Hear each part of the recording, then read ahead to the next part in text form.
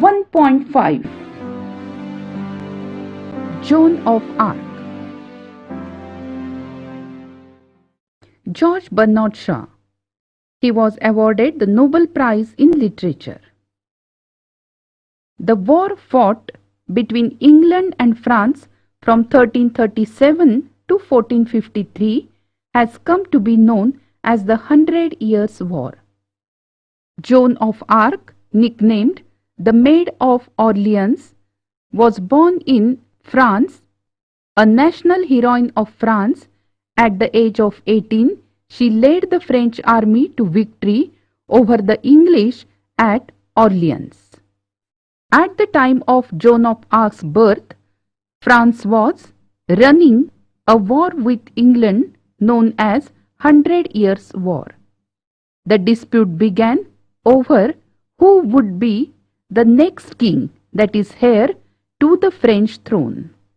This play begins at the time when all of northern France and some parts of the southwest were under foreign control. The English controlled some parts and the Burgundians controlled the others.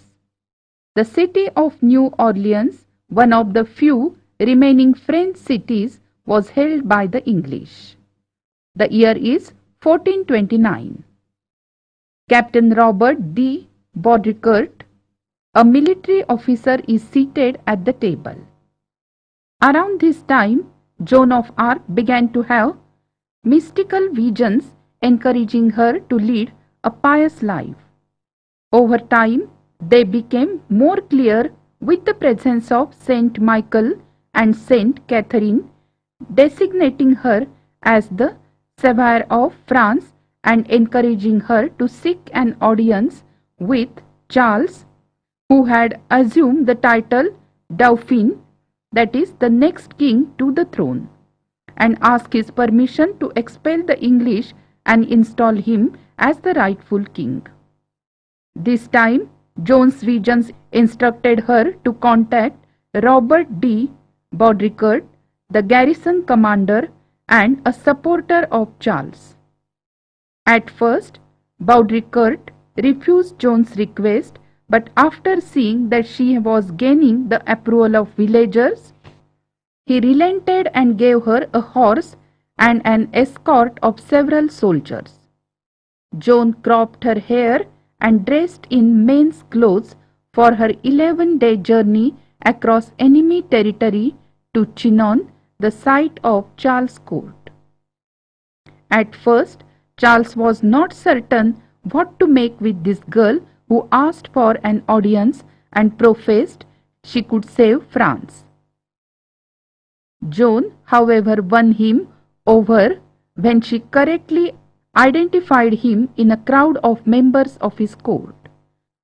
They two had a private conversation during which, it is said, Joan revealed details of the prayer Charles had made to God to save France. Still, Charles wanted to examine her, and his men reported they found nothing improper with Joan, only pity and humility. Finally, Charles gave a horse and armor and allowed her to accompany the army of Orleans, the site of an English siege. In a series of battles, the French troops took control of the English fortifications. Joan was wounded but later returned to the front to encourage a final assault. By mid-June, the French had routed the English. After the victory at Orleans, she kept encouraging the Charles to be crowned king, but he and his admirers were more cautious. Finally, Charles was crowned. In this part of the play, Robert meets Joan of Arc first time. He says, "Don't assume that I will give you what you want." Joan says, "A horse will cost 16 francs. It is a big amount of money, but I can save it at the armor. The King of France will give me all I need to free Orleans." Then Robert asks, "Who is accompanying you?" She tells the names of two officers which are holding a higher post. Therefore, Robert agrees and gives whatever Joan wants.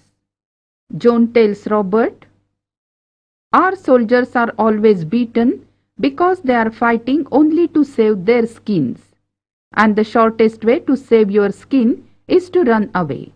But I will teach them all to fight for France. Then they will drive the soldiers before them like sheep.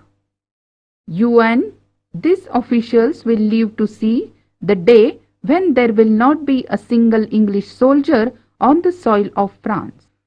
Robert says, "This is nonsense, but the troops might just be inspired by it, though nothing that we say seems to put any fire into them."